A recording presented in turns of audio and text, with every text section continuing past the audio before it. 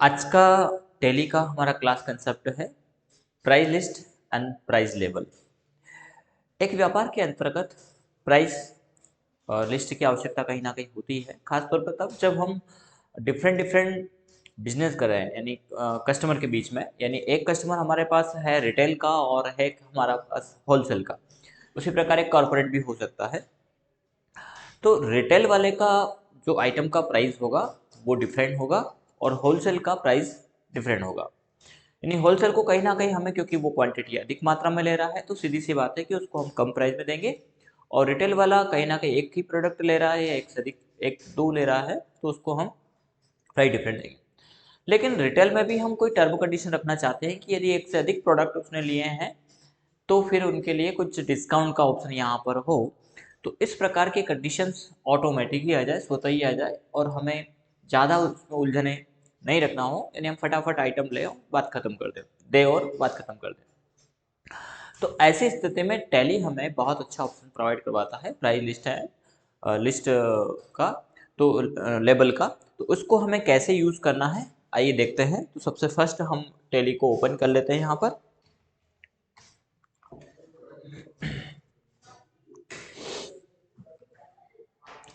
यहाँ पर हमने प्राइस लिस्ट और लिस्ट लेवल बना ही रखे हैं, उन्हीं को हम इसमें टैली में प्रैक्टिकली देखेंगे।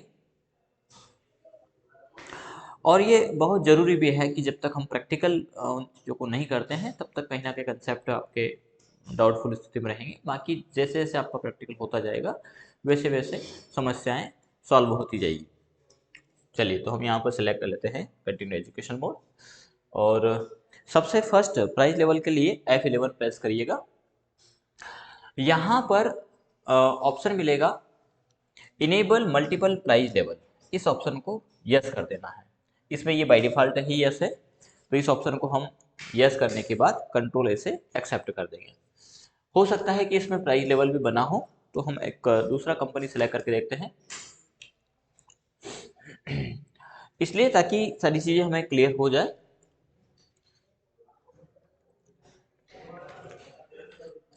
श्री सॉल्यूशन करके कंपनी है, इसको हम देखते हैं। F11 प्रेस करेंगे और यहाँ पर मल्टीपल प्राइस लेवल यस नहीं है, तो हम कह सकते हैं कि इस पर प्राइस लेवल भी नहीं बना होगा। इस ऑप्शन को हम यस करेंगे, कंट्रोल ए से हमने एक्सेप्ट कर दिया है। अब हमारा प्राइस लेवल लिस्ट लेवल जो है वो एक्टिवेट हो गया है। अब हमें प्राइस लेवल बनाना किस प्रकार की, तो हमारे पास एक कॉर्पोरेट प्राइस लेवल है और एक होलसेल है, एक रिटेलर है। अभी हम दो को ही समझ लेते हैं, यहाँ पर एक होलसेल ले लेते हैं और एक रिटेल प्राइस ले लेते हैं। इन दोनों का हमें प्राइस तैयार करना है। तो इसके लिए मैकेनिज्म क्या है, तो गेटवे ऑफ टैली के अंतर्गत आपको क्रिएट प्राइस लिस्ट में जाना है और उसके अंतर्गत स्टॉक ग्रुप को सिलेक्ट करना है। ठीक है, जहां पर आप ग्रुप डिफाइन कर देंगे, एक तो होलसेल और एक जो है कि रिटेल का। चलिए, तो हम टैली के अंतर्गत चलते हैं और इसको प्रैक्टिकली करते हैं। क्रिएट के अंतर्गत हम जाएंगे।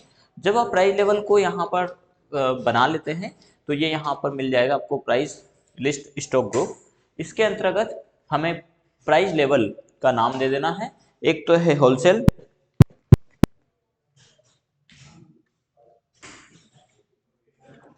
ये रिटेल प्राइस है, रिटेल सी आ गया है। और फिर से हम क्रिएट कर लेते हैं, यहाँ पर होलसेल देते हैं।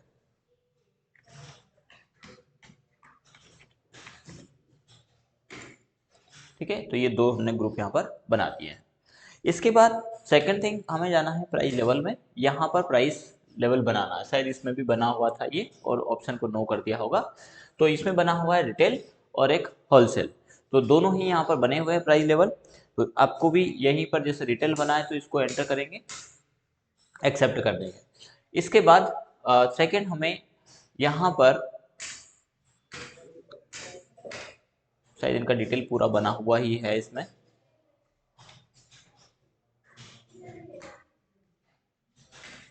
हम अल्टर में चले जाते हैं।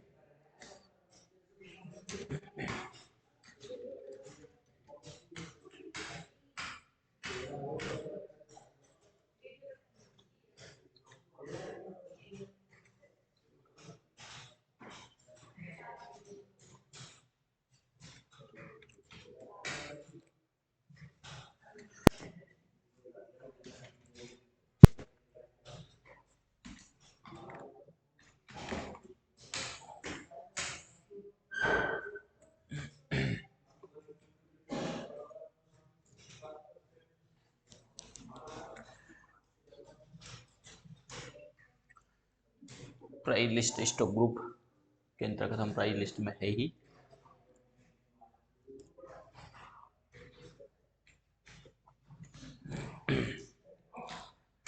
ये बना हुआ है असल में इसमें, तो यहाँ पर प्राइस लिस्ट रिटेल प्राइस हम डिफाइन कर देते हैं। हाँ, सेकंड ग्रुप में जाना है पैरेलल प्राइस लेवल बना के बाद। तो यहाँ पर क्या करना है कि फर्स्ट हम सेट कर देते हैं, ये असल में पहले से बना हुआ था इसमें, इसलिए रिटेल प्राइस को हम सिलेक्ट करेंगे। देन कब से लागू है, तो एप्लीकेबल फॉर्म यहाँ पर डेट निर्धारित कर देना है जब से भी लागू, जैसे हमने कहा कि 1 अप्रैल 2023 से लागू है। इसमें असल में जो डेट है वो 1 अप्रैल से 31 मार्च 2024 का है। यदि हम चाहते हैं कंपनी का डेट चेंज करना, तो यहाँ पर फिनेंशियल ईयर के लिए अल्ट प्लस F2 हम प्रेस कर देते हैं, और 1/4/2022 से 31/3/2023 ये हम डाल देंगे। इसके बाद हम यहाँ पर क्रिएट में जाएंगे और प्राइस लिस्ट स्टॉक ग्रुप के अंतर्गत जाएंगे। यहाँ पर रिटेल प्राइस हमें पहले बनाना है, तो ये हम सेलेक्ट करेंगे, 1/4/2022 हम ले लेते हैं। अब यहाँ पर है आइटम, तो यहाँ पर आइटम हमारे पास क्रिएट नहीं है। यदि हम आइटम परचेज करेंगे तो ये लिस्ट में आ जाएगा। तो फर्स्ट ऑफ हम प्राइस निर्धारित कर देते हैं, सॉरी आइटम परचेज कर लेते हैं, वाउचर में जाएंगे और यहाँ पर हम परचेज की एक एंट्री रिकॉर्ड कर देते हैं ताकि हमारे पास आइटम अवेलेबल हो।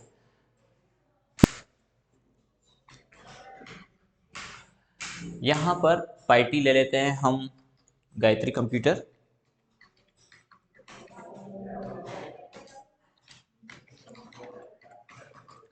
गायत्री कंप्यूटर से माल खरीदा यानी कि सन्धी क्रेडिटर्स।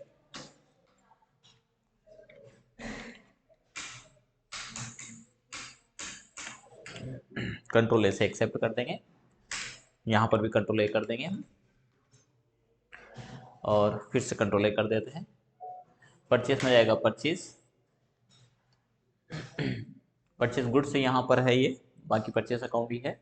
आइटम में हम ले लेते हैं एसर या एचपी का लैपटॉप हम बना लेते हैं, तो अल्ट सी से क्रिएट करेंगे एचपी लैपटॉप i3 ये हमने लिया।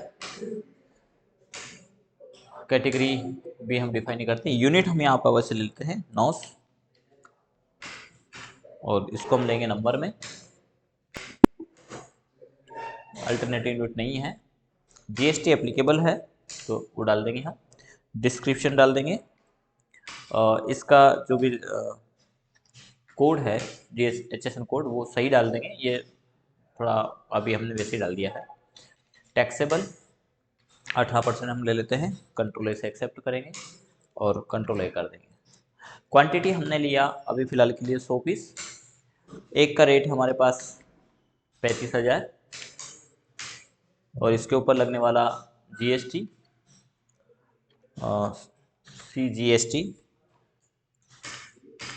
ड्यूटीज़ एंड टैक्स में चला जाएगा। GST के अंतर्गत सेंट्रल टैक्स, और इसी प्रकार SGST duties and tax, GST state tax except करेंगे। तो यहाँ पर हमने परचेज कर लिया है, अब हमें इसका प्राइस निर्धारित कर देना है।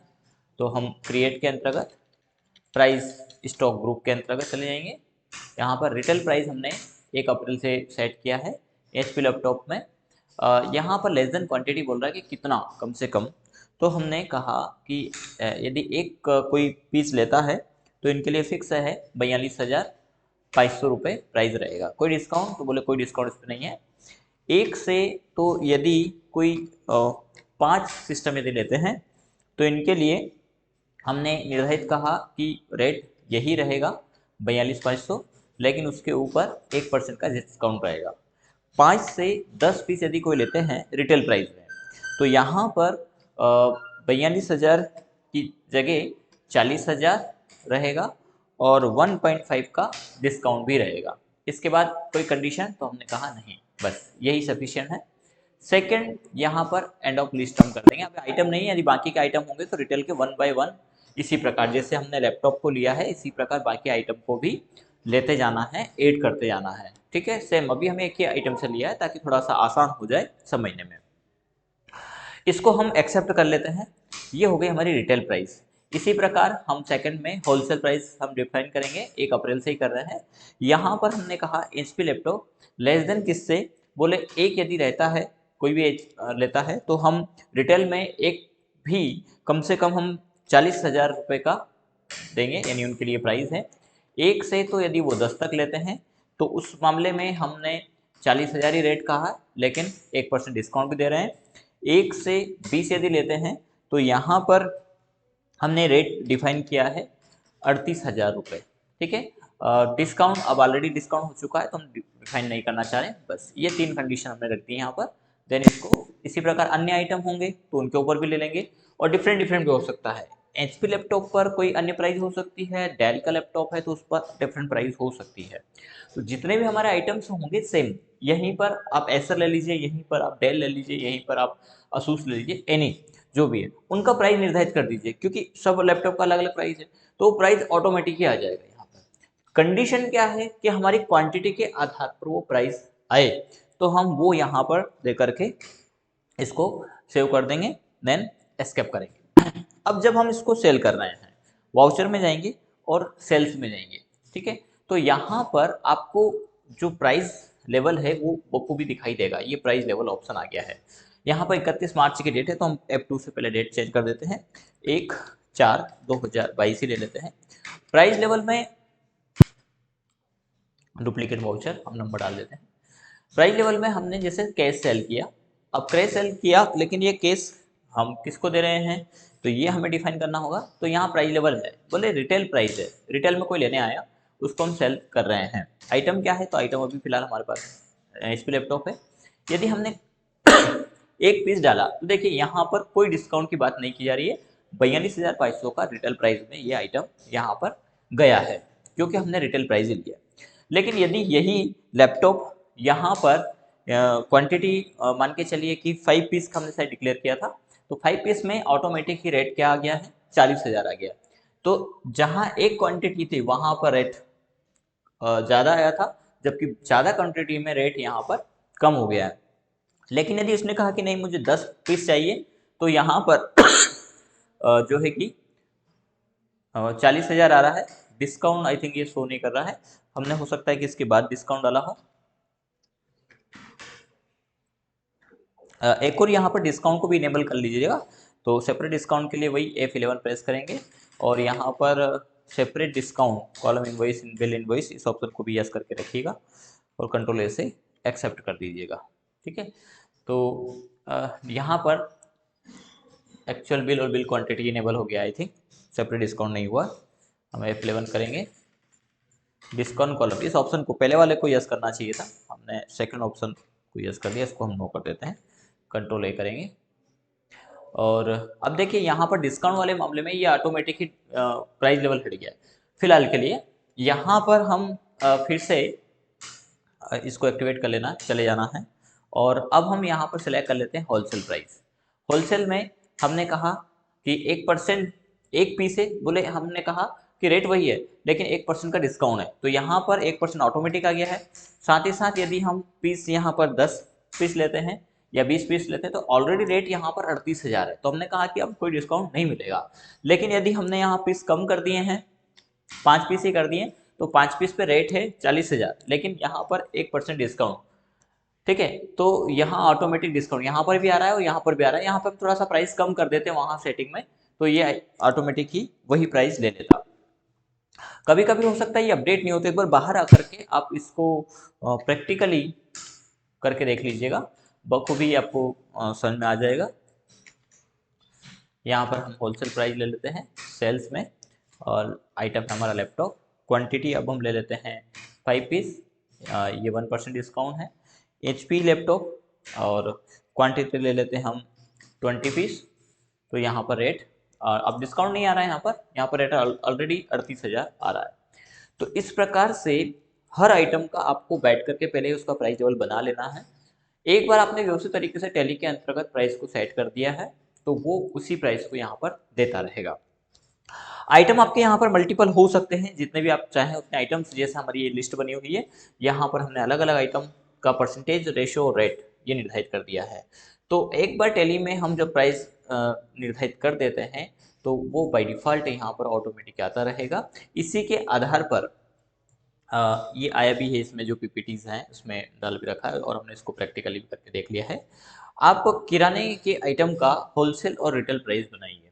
इसमें होलसेल के लिए क्या रेट होगा और रिटेल के लिए क्या होगा। कम से कम 10-10 आइटम्स के आप प्राइस लेवल बनाइए। जब आप इसका प्रैक्टिकल करेंगे तो बखूबी ये बहुत आसानी से आपको समझ में आ जाएगा।